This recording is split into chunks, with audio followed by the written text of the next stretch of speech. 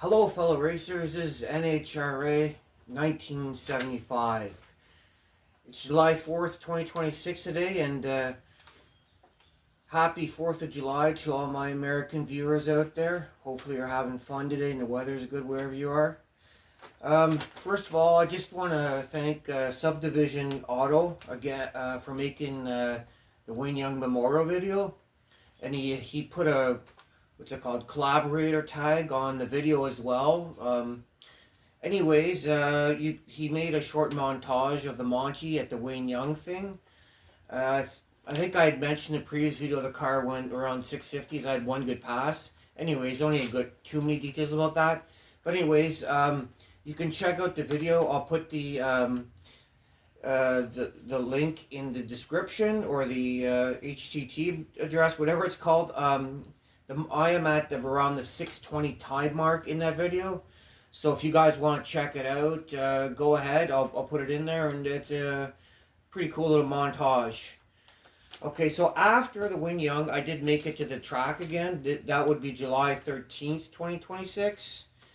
And they combined both races. This is at Luscoville Dragway. They combined both races in one day. And I made a few passes, and something bad happened. I broke my ring gears. So just past the 60-foot mark, I felt the rear end give out. And that was probably my third or fourth pass of the day. And after that, right after that happened, I'd feel like one revolution, a big clunking sound going down, limping down the rest of the track. I obviously let off it once that happened, once I felt that thing go in the back rear. And limped back to the pits. The car was doing every time the gears, those broken gears meshed, I'd get a catch and I'd be doing this. Anyways, made it back, limped it back, and yeah, I broke the gears. So here's a look at that. Okay guys, these are the broken ring gears right here. So as you can tell, it's chipped pretty bad. Now, before we get into saying, oh, these ring gears are faulty, I mean, really, it was just, I think, the fact that this whole thing was spinning, and then it hooked up, and it broke the ring gears right there, so you can tell. Now, why did it break the ring gears? Well, my theory is, it's these right here. These no-hop bars are designed to sort of place your instant center at an ideal location. But they're really kind of meant for like slower cars. So when this thing was running the 760s, 750s, not such a big deal. But when you're running 640s, it really hits the tire. That angle it puts the upper control arms at really hits the tires very hard, and you can see it when they squash. Like I've seen videos and pictures, and the sidewall really wrinkles in the slick. So those aren't very good right now. I need to get rid of those. Plus, I've been reading this book called Hook and Launch by, I think his name's Dick Miller or something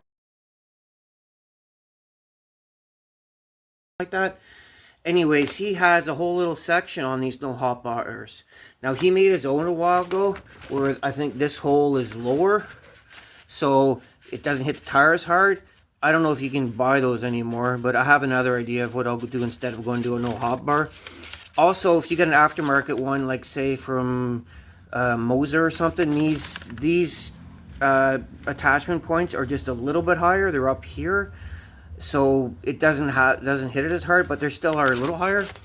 But anyways, that's one of the reasons why I think this thing's spinning. The big reason, anyways. Now, anyways,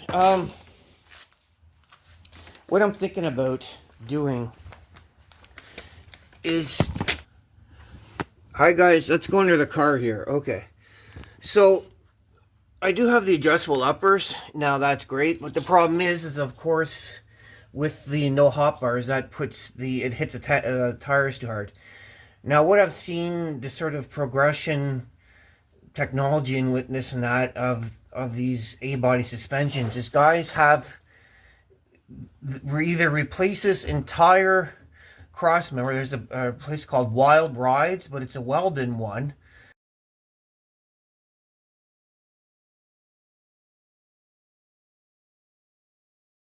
And Wild Rides makes an entire cross member you can cut out, but that's a lot of work too. And I'd have to see my friend. That's about 8 or 10 hours of work, and my friend will have to do a lot of that, so I'm not too sure if he would have the time. That's one option. Is he replace this entire thing, and it has different holes here. You almost got like a up or four link, and that's an option. So the adjustable uppers, you'll have like way more adjustability. Then you can really do all that thing where your anti-squat line and all that kind of jazz. With all that extra adjustability, it's much easier instead of just using no hot bars. Anyways, that's one option. Another company called Nicky Bobby makes a bolt-in one.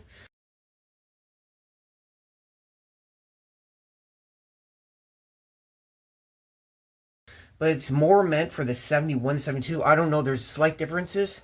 I think he said these mounting ears are a little different on each ear. So it could fit hypothetically in this 70. But that's a pretty trick unit, and it's a bolt-in one. Now, it's not exactly bolt-in, but that's way easier to work with than just cutting this entire thing out. And again, the Nicky Bobby one, this guy makes a lot of no prep stuff. I'll put pictures and links in. Anyways, his has multiple holes as well. And the thing is, both these companies sell control arms specifically for that. Now, I did talk to Nicky Bobby, and he mentioned I could use these control arms and cut them, but I don't know if I'd want to do that. I might just buy his. And as well, the big thing is, if you watch the Kevin Wilson SBC videos, he's a very big proponent of this whole unit being strengthened, this cross member and the mounts. Right now, it's only really tied in the frame, and it is flimsy. So it would also secondarily really strengthen this whole thing and these mounts and this, because it's put a lot of tremendous force on that. So that's one option.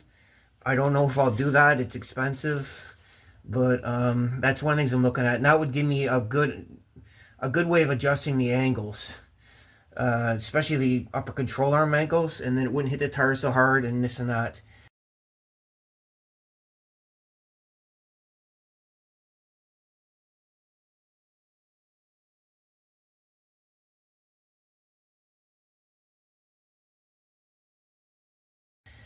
Also, secondly, these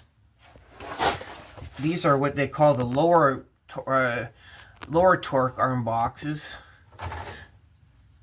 These things right here, they're flimsy as well. Even with this, it's recommended to replace this or plate it. So I might, Nicky Bobby doesn't sell these lower ones. Wild Rides does.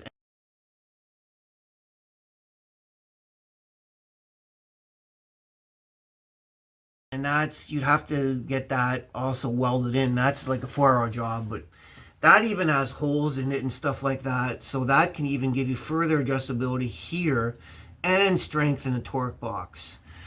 So I'll see what my friend says, what our time is and this and that. I'll see what's going on with that. And I don't know. I guess it's something to ponder for the future.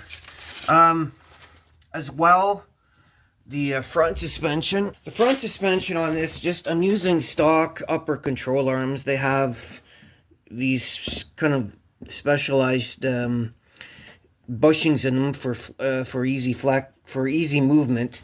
The problem is trying to mount the aftermarket those Viking shocks. They don't really fit well. They don't fit well on the bottom of the control arm. I'll try to give you a picture of it. I had to use these spacers and this and that. Anyways, those Viking shocks,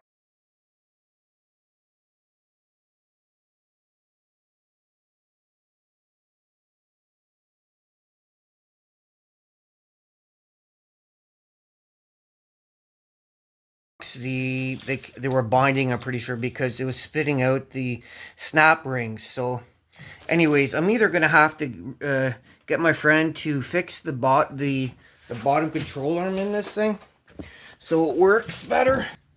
He's either going to have to fix that bottom control arm better so it fits the shocks. Right now I just have the Competition Engineering ones in to fix that, or I might just have to spend the money. Now, the good thing about the TRZ ones is they have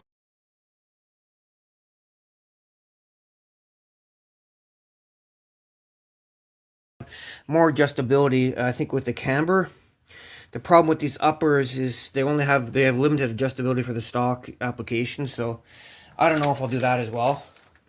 I did get new ring gears too for the diff, so I think the first job will really just be putting in the new ring gears, the new pinion and ring gear. My friend's gonna help me with that. Yeah, and I did get pro gears, so they are a bit softer. I mean, just because I'll be going faster. And from this actually kind of famous chassis builder here in Ontario, FJ Smith, pretty good guy to deal with. So I stick with the 488 gears. And yeah, so I might get at that today. We'll see. Another problem that happened in this neighborhood is we had a little bit of a flood, which sucked. So we had